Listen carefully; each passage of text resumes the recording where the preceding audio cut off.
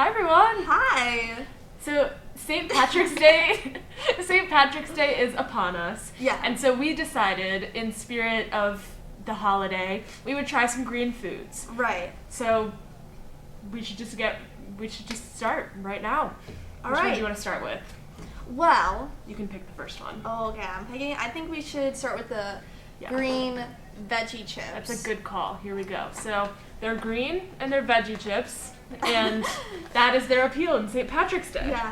So we're both gonna try some. They're sea salt flavored, I think. So we got like the classic. And if you're not wearing green, I feel like if you're not wearing green, you can eat green food, so the green food will be That's in true. you, so you can't get pinched. Yes. So on St. Patrick's Day, these are a good go-to. Yeah. Well, we don't know that yet because they might be terrible, but they're probably a good go-to. They're made with potato, spinach, broccoli, and peas. Okay.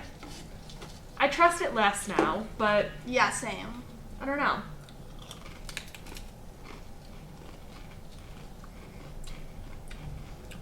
For green food,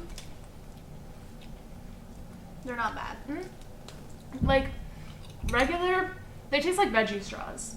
Mm-hmm. Like they're veggie straws in like But a yeah. potato chip form. Yeah. So for a green spinach Pringle, it's not bad. It's not like it exceeded expectations. So Yeah. we would recommend this green food. What would you rate it out of 10? I'd say like a 7. Okay, I would say like a 6. I think we should go. I'm gonna pick M&Ms. Yes. You picked last time. Oh, okay. Yeah, I'm being assertive. Wait, what flavor are these? They're mint flavored. So we got these Ooh. mint flavored. These are made I think these are specially for St. Patrick's Day. Oh, Because I've never seen them before, So and then they're- this week I saw them.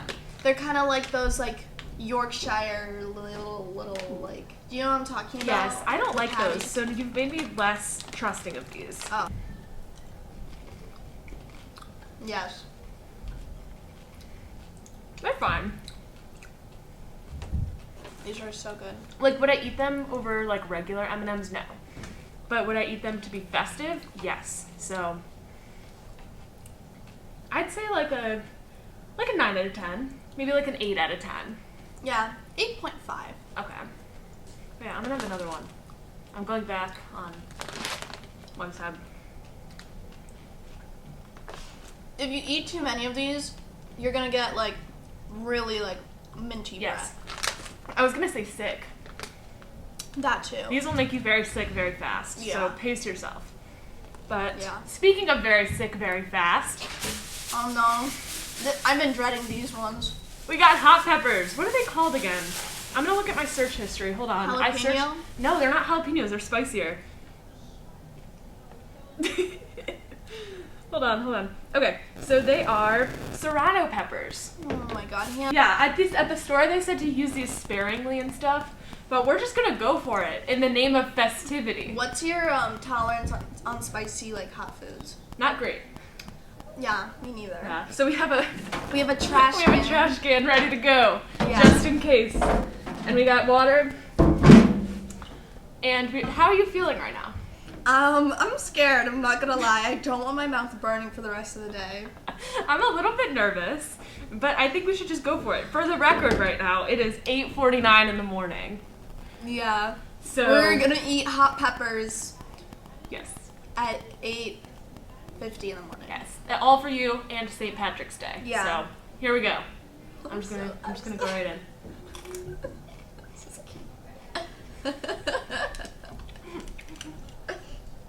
Oh my god.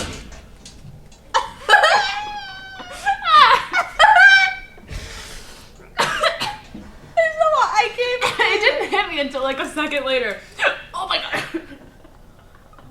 I can't even finish it. Spit it out. Oh my god. I swallowed it. Oh my god.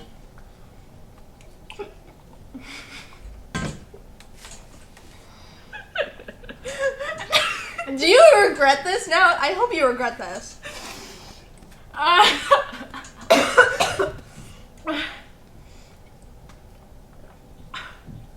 Okay. And you took a bigger bite than I did. 10 minutes later. Oh my god. I need milk. Yeah, these have milk in them. Okay, so I think this is gonna be a good time. Oh my god. To try this shamrock shake. If I vomit in this, cut it out. No one wants to see that. Okay, I'm not even waiting for Sasha because my mouth hurts so bad. Okay, that feels better. Alright. Okay.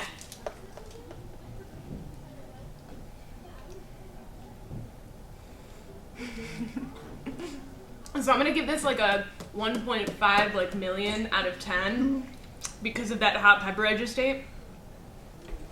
Don't try that at home. Don't. A terrible idea. That hurts so bad. Okay. Flavor, like 2 out of 10. I don't like Shamrock Shakes. Sorry, but I don't. What's wrong with But you? just because it's like cooling my mouth down, I'm gonna add like an extra 4 points. They're so good. Sasha's just weird. Don't let her skew your perspective. I can barely talk right now. Yeah, it kind of hurts to talk. That's why I'm not defending myself. Yeah. This was a terrible idea. 10 minutes later. Anyways, thank you for watching. I'm distraught. Thank you for watching. I hope you enjoyed us. We're gonna go recover. We're gonna go recover right now. Thank you. Bye. Have a good St. Patrick's Day, guys. Don't get pinched. Don't get pinched. Hello ladies and gentlemen, welcome back to This Week in Pop Culture News. Of course, I'm your host, Jake Arth, and I hope everyone watching this had a great St. Patrick's Day. I had an absolutely amazing day. I went down to downtown Cleveland where they had the St. Patrick's Day parade. It was me and my 2 friends. Here's actually a video of me and Braden doing a little Irish jig.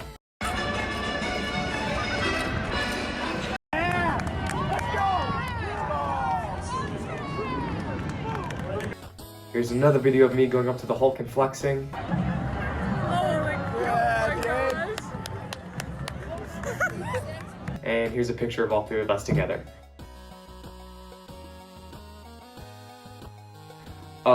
So, without further ado, let's dive into what this week has to bring for us for pop culture.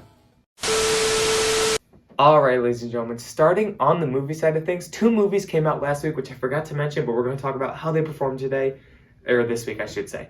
Starting out, over on the Disney Plus side of things, Turning Red, which is, I actually watched, and this was a really good movie, but it actually got 3.5 out of 5 stars overall, and 95% on Rotten Tomatoes, which Pixar always knocks it out of the park with their movies.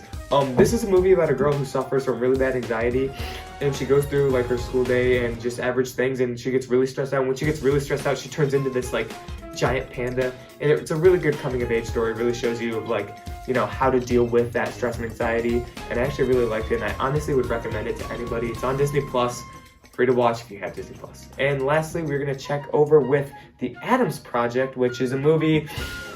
I haven't seen this movie yet. It came out last week. I know Ryan Reynolds is in it, and I know there's a younger version of Ryan Reynolds in it. It's like it deals with time travel, but it did better. Viewer-wise, it did better than Turning Red. It has 4.4 out of 5 stars, but Rotten Tomatoes-wise, it has only a 67%. I'm gonna end up watching. I'm going on vacation coming up this week, so I'm gonna have to binge a lot of movies. That's gonna be one of the movies I've watched, and I can give my full thoughts on it in the next episode. Alright, ladies and gentlemen, and now as of Wednesday, Disney Plus got 7 brand new Marvel shows added to their streaming services. If you're a superhero nerd like I am, this is extremely exciting news for you. Disney Plus now has access. If you have a Disney Plus account, you can now watch Daredevil, Punisher, Luke Cage, Iron Fist, Jessica Jones, The Defenders, and Agents of S.H.I.E.L.D. This is obviously a very good thing because this now confirms that those characters who were previously not canon to the MCU are now officially a part of the MCU, especially with Matt Murdock showing up as Peter Parker's lawyer in Spiderman No Way Home. All I'm gonna say is if you need a show to watch this spring break, Daredevil is that show. Daredevil, in my opinion, is probably the best TV show I have ever watched. It's just, mwah! And season 3 is probably just straight up perfection.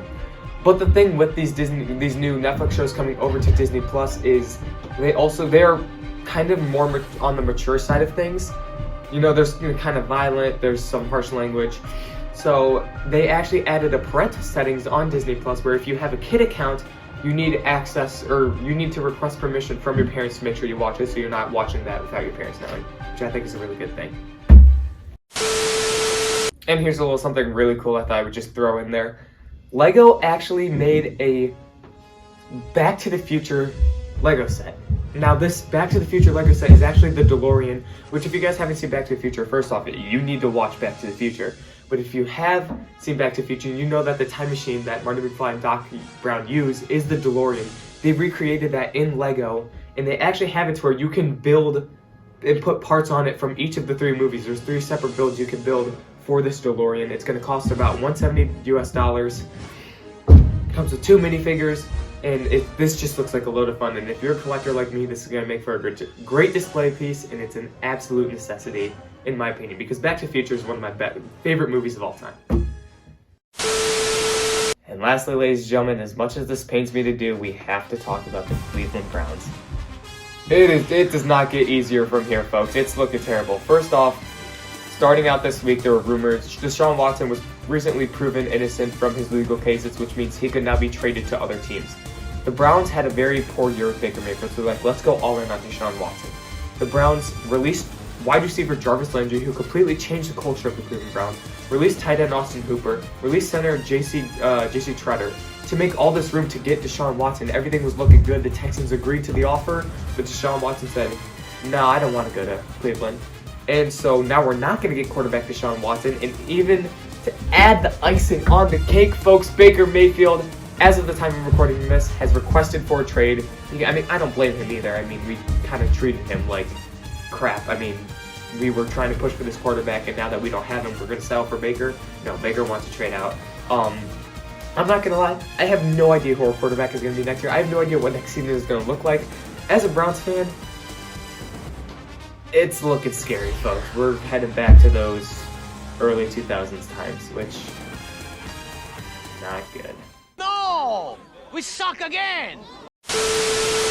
Alright, ladies and gentlemen, that's going to conclude this week's episode of This Week in Pop Culture News. I hope you guys have a great spring break. Take that time to relax, enjoy the good weather, spend some time with your family, your friends, your loved ones. Take that time to relax. We got a couple more weeks of school. Let's just keep grinding, pushing through, and I'll be here every week to give you updates and news. Hope you guys have a great spring break, and I'll see you guys in 2 weeks. Welcome to our latest segment for Wildcat Weekly, where we celebrate weird and awkward holidays. Last week was National Procrastination Week. We just got around to it. So, Ben, what'd you bring for today? Nothing. I say we just do the video next week. You know what? Yeah, I have a lot going on. Yeah, anyway, let's just get out of we'll here. call it. March 17th, a very important day in history. It's St. Patrick's Day. It's the day President Franklin D. Roosevelt married Eleanor Roosevelt. But most importantly, it's the birth of Charles F. Brush. Now, Charles F. Brush was a very important inventor in his time. In 1876, he secured the backing of the Wedding Supply Company in Cleveland in order to design an electrical generator for his arc lights. In 1898, Brush discovered a new gas which he named Etherion, and it had remarkable properties, being 10,000 times lighter than hydrogen, and it conducted heat 20 times faster than hydrogen. In 1888, he built the world's first automatically operated wind turbine. Brush was so successful, in fact, that he even had a high school named after him. And after doing some crazy research to find out where it was, I talked to some of their students. Alright, so I'm here with a current Brush student, so why don't you introduce yourself, what grade are you in? Hi, I'm Xavier Garner, and I'm an 11th grader at Brush. Alright. What? Oh, I said almost a senior. So what extracurricular activities are you involved with at Brush? I'm involved with the mock trial debate team, the drama club, obviously. I used to play football, but injuries prohibiting. And so far, that's about it. So what's been your favorite club that you've been a part of, or I guess an extracurricular? By far, gotta be the drama department. Yeah. The art director, Ms. Sturdivant, is an amazing choreographer and director. She's done amazing in her last 2 plays. That's awesome. So what has been your favorite play that you've been in? So far, probably Mama's Table. It was written and directed by Miss Sturdivant, and in the play I played Uncle Snooky, who was in real life Miss Sturdivant's great uncle. Okay. I'm here with a Brush alumni, so why don't you introduce yourself real quick? My name is Nate Diamond. I went to Charles F. Brush High School and I graduated in 2014. So what sort of programs or extracurricular activities were you involved in at your time at Brush? When I was at Brush, I was in a program called AVID, Advancement via Individual Determination. Basically helped us navigate honors classes. I also was in the Christian Fellowship Club, and I was also in the Drama Club and did many productions with the Drama Club. Okay. What were some of your favorite productions? We did The Music Man, was really great. We did one called And Then There Were None. It was a murder mystery. And we also did Hairspray the Musical, was really a fun time. Yeah, those are pretty popular. Yeah. All right, so thank you, Nate. Thank you. That'll be all for now. All right, so I'm here with another Brush alumni. So why don't you introduce yourself? My name is Justice Jansen. Okay. What year did you graduate? I graduated in 2019. All right, and then were you involved in any extracurricular activities? I was in Brush's AV group, and I did that for 3 years. What is AV group? We recorded games, worked on the plays, and we're just all around the school. That's pretty awesome. All right, so thanks for the time, man.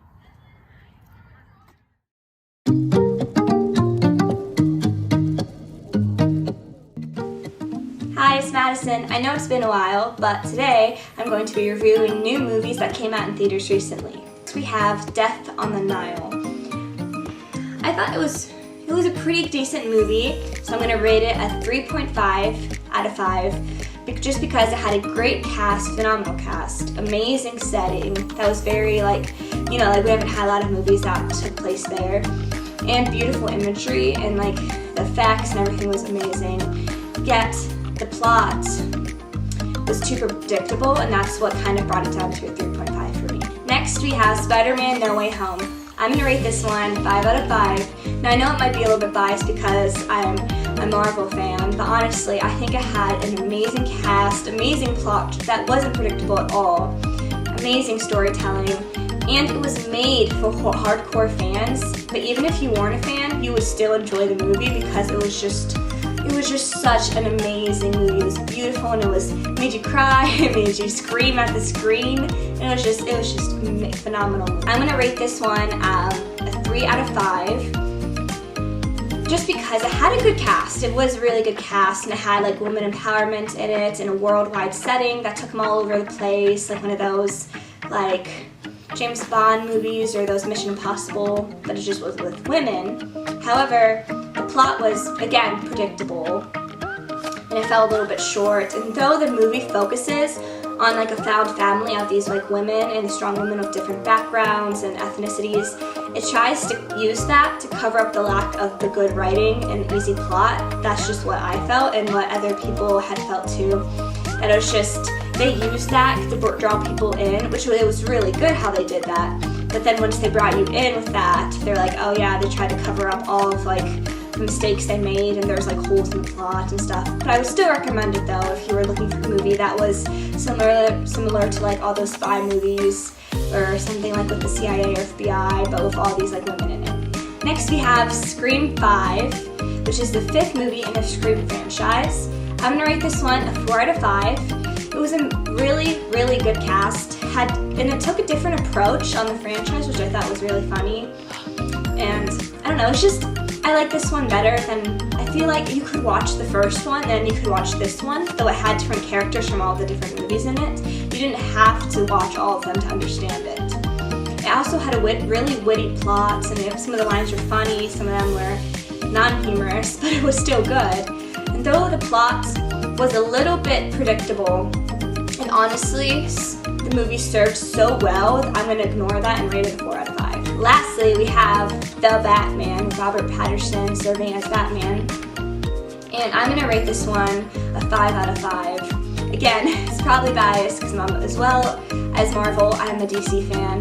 However, it was just a terrific, really good movie, and it was grittier and darker version of this of the regular Batman. You know, like Batman's been portrayed multiple times and across like the years, and the setting was just so beautiful. I feel like they focused on Gotham more than the other ones I've seen, and it was just so. The city was beautiful, and you could see like the different parts of the city and how it grew and how it functioned with like each other, with like the different like crime bosses and with all those working with like the politicians and stuff. And the mystery was so cool, and it was like a really cool like detective, like dark noir like little kind of storytelling going on, and the twist, oh, it was just phenomenal. It was amazing. And then the characters really portrayed well on screen.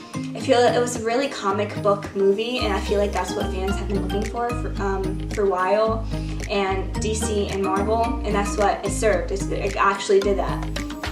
We also know a little bit of a little hint here. We also might get a sequel, so stay tuned for that.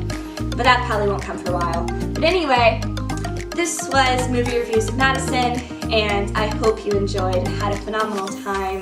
I as well did here with my sock baby Benedict. Alright, see you next time! A Purim story retold. There was the king of the school, Mackenzie, and he had been dating Madison for a really long time. But he was starting to realize that Madison could be kind of mean. I hate you, you're so ugly. What? So he decided that it was time for them to break up. We're done. Excuse me. Now, here's Jake and Joey. They're Mackenzie's best friends, and they are trying to get him a new girlfriend after he breaks up with Queen Bee Madison. So Jake is listing off all of the girls that they know, and suddenly they walk past the girl who's perfect for Mackenzie. Cersei, there's Diana. That's the kind of girl I want to date. So they do. They start dating, and they are so happy together. You might be wondering who this girl is. Well, this is Allie. And this is Jude. Jude and Allie have been best friends since kindergarten, and they do everything together. They're in the same classes, and they always hang out on the weekends. You going to hang out Saturday? I am. One time, Jude was walking down the hall, and Jake went for a high five, but he didn't see because he got distracted. But that really hurt Jake's feelings, and he was going to get his revenge on Jude. So one day, when the bros are all hanging out and chatting, Jude suddenly leaves the group, and Jake finds his chance to come running in and tell the king, Mackenzie, and Joey all about his plan to scare Jude and all of Jude's friends in an act of revenge for not high-fiving him. Keeping the plan from Jude suddenly became hard as Joey seemed intent on telling Jude the truth. So Jake had to shut him up by giving him a big hug and threatening him. Shut up, buddy. Once Jake and Mackenzie leave, Joey finds his chance to tell Jude the truth. A lot of talking going on over there by Jake. Jude, knowing that Mackenzie is dating Allie, goes to his best friend to ask for help. But Allie gets scared when she sees that Jake is standing right next to Mackenzie, and not wanting to face Jake's wrath, she chickens out and decides to instead ask Mackenzie about a party on Saturday. I'll see you there. I'm so excited. There's a party on Saturday? She tries a second time, and again the same thing happens, where Jake is just too intimidating, and she gets scared of what will happen if she does it in front of him. It's cool. Bye-bye. I'll see you. Finally, she sees her opportunity as Jake leaves a conversation with Mackenzie. She runs up and starts telling Mackenzie about how she is friends with Jude and that Jake has a plot to scare all of Jude's friends, including her. Mackenzie decides that they need to come up with a plan to get back at Jake. We should get him back. They scare Jake instead of him scaring them. Ha ha ha. Very funny, Judith. I know. Excuse me. I thought they could scare me. They thought they could scare me. What a joke.